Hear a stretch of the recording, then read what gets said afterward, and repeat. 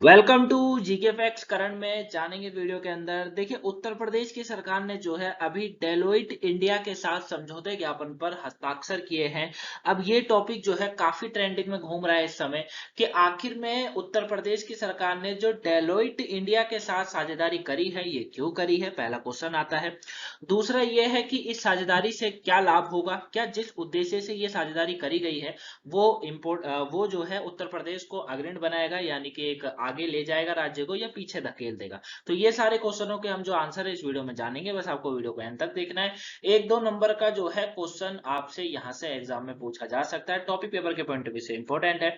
कोई डाउट हो comment box में जरूर पूछिएगा, या फिर फेसबुक इंस्टाग्राम पर भी पूछ सकते हैं। ठीक है, चलिए स्टार्ट करते हैं और जानते हैं उत्तर प्रदेश सरकार का डेलोइट इंडिया के साथ का साझेदारी यानी कामदार क्या कहा जा रहा है। उत्तर प्रदेश सरकार ने डेलोइट इंडिया के साथ एक समझौते ज्ञापन यानी कि एमओयू पर हस्ताक्षर करे हैं, ताकि इस उत्तर प्रदेश की अर्थव्यवस्था को 1 ट्रिलियन अमेरिकी डॉलर तक लाने के लक्ष्य को प्राप्त करने के लिए एक सलाहकार के रूप में नियुक्त किया जा सके। मतलब आपको पता होगा कि यूपी की जो अर्थव्यवस्था है वो इस समय काफी बेकार चल रही है, क्योंकि आपको पता है हर राज्य अपनी अपनी एक अर्थव्यवस्था लेकर चलता है और यूपी की अर्थव्यवस्था बहुत खराब है इस समय।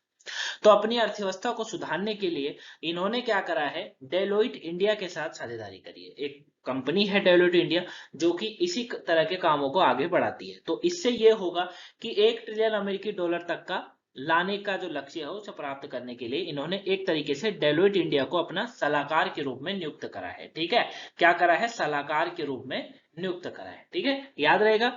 डेलोइट इंडिया को सलाहकार के रूप में नियुक्त करने का निर्णय 19 जुलाई 2022 को एक उच्च अधिकार प्राप्त समिति की सिफारिश पर लिया गया था। मतलब इन्होंने एक कमेटी बिठाई थी कि डेलोइट इंडिया के साथ साझेदारी करनी है या नहीं करनी है, या करनी है तो किस तरीके से करनी है, कैसे कामकाज करने हैं, वो सब। तो ये सारी जो बात हुई थी, मतलब ये जो सलाहकार के रूप में जो नियुक्त करने का निर्णय लिया गया था, ये 19 जुलाई 2022 को लिया गया था। ये आपको याद रखना है। इसमें एक उच्च अधिकारी प्राप्त समिति की सिफारिश पर लिया गया था। अब ये क्या है, उसका मुख्य उद्देश्य क्या होता है, देखिए क्या क्या होगा इससे उत्तर प्रदेश के अंदर, ध्यान से समझिए। इस मौके पर जो है, जो मुख्यमंत्री है योगी आदित्यनाथ जी यूपी के, उन्होंने कहा है कि उत्तर प्रदेश को अपनी क्षमता को पूरा फायदा उठाने का समय आ गया है।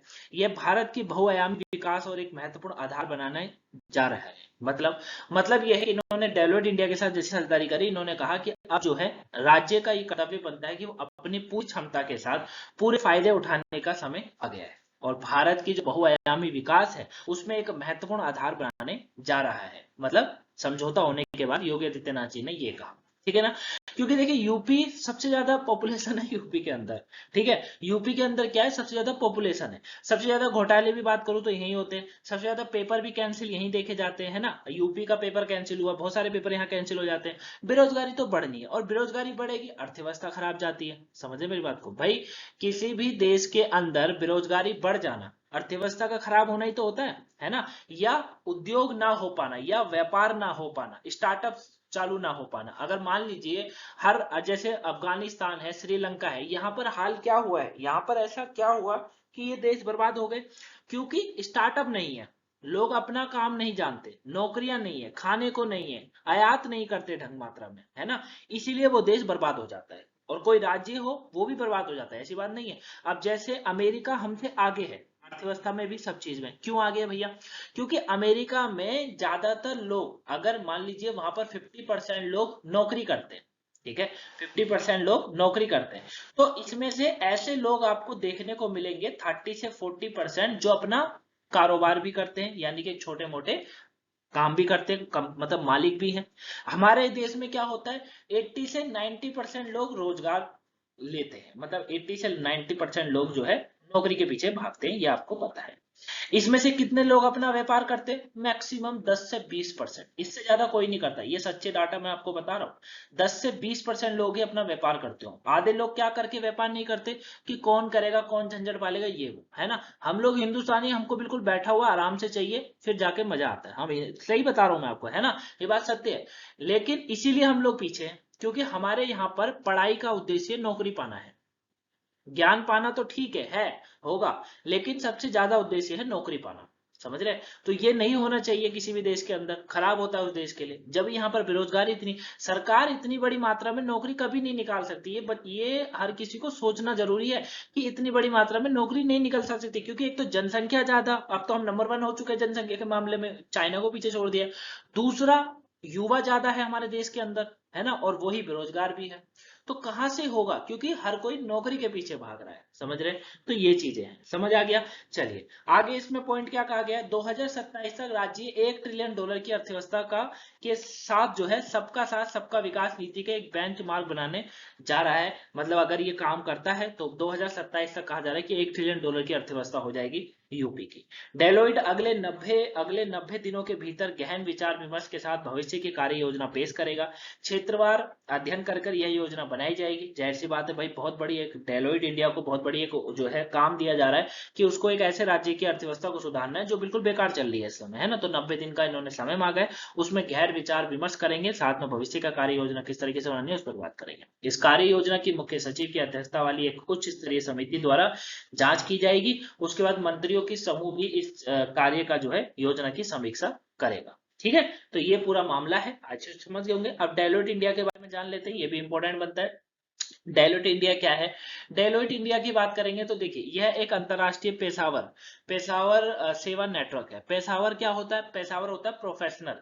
पेशावर का मतलब होता है प्रोफेशनल, यानी कि प्रोफेशनल क्या होता है, किसी भी व्यवसाय का एक ऐसा सदस्य होता है जो किसी विशिष्ट शैक्षणिक प्रशिक्षण से होता है। मतलब उस काम में वो बहुत ही ज्यादा माइंडेड होता है, बहुत ज्यादा उसको दिमाग होता है ना, जो अपनी ही बुद्धि का उपयोग कर आय कमाते हैं। समझ रहे हो? मतलब ये डेलोइट जो है, ये क्या करेगी, एक पेशावर सेवा नेटवर्क है, यानी कि प्रोफेशनल सेवा नेटवर्क है, जो कि इस तरीके से योजना बनाएगी सरकार राज्य के लिए, ताकि वो अपने ही बल पर अपने ही राज्य में होकर 1 ट्रिलियन का आंकड़ा पार कर सके। ठीक है, इसका जो मुख्यालय है वो लंदन यूनाइटेड किंगडम में है। यह दुनिया भर में राजस्व और पेशावरों की संख्या के मामले में सबसे बड़ा पेशावर सेवा नेटवर्क है, ये याद रखिएगा। डेलोइट ने 1990 का दशक के दौरान भारत में काम करना शुरू किया था। भारत में विदेशी फर्मों का आईसीए नियमों के अनुसार ऑडिट करने की अनुमति नहीं है। इसी प्रकार डेलोइट भारत में जो सीसी चौकसी एंड कंपनी के नाम से ऑडिट कराता है। समझ रहे हो? क्योंकि भारत के अंदर क्या है, विदेशी फर्में जो होती है ना, उनको आईसीए नियमों के अनुसार ऑडिट करने की अनुमति नहीं है। तो फिर वो कैसे आती हैं, आप पूछेंगे, विदेशी तो आते हैं, कंपनियां तो आती हैं यहाँ पर, तो उनको जो है डेलोइट भारत में सीसी चौकसी एंड कंपनी के नाम से ऑडिट करती है। भारत में इसकी 2 इकाइयां हैं, एक डेलोइट इंडिया और दूसरी है डेलोइट यूएसए इंडिया। ठीक है, यूएसआई जिसको कहा जाता है, इसके थ्रू ही कंपनियां बाहर से भारत के अंदर आती है। डेलोइट इंडिया भारत में ग्राहकों की देखभाल करती है। दूसरी ओर डेलोइट यूएसए की एक इकाई है जो यूएसए सदस्य फर्म के ग्राहकों की देखभाल करती है। ठीक है, तो ये पूरा टॉपिक था। आई होप आप इसको अच्छे से समझ गए होंगे। कोई डाउट हो कमेंट बॉक्स में बता दीजिएगा, और कोई वीडियो नहीं देखी हो तो देख लीजिएगा, चाहे वो वोकैबुलरी हो, करंट हो। मिलेंगे नेक्स्ट वीडियो में, तब तक के लिए thank you for watching guys, have a nice day, thanks for watching.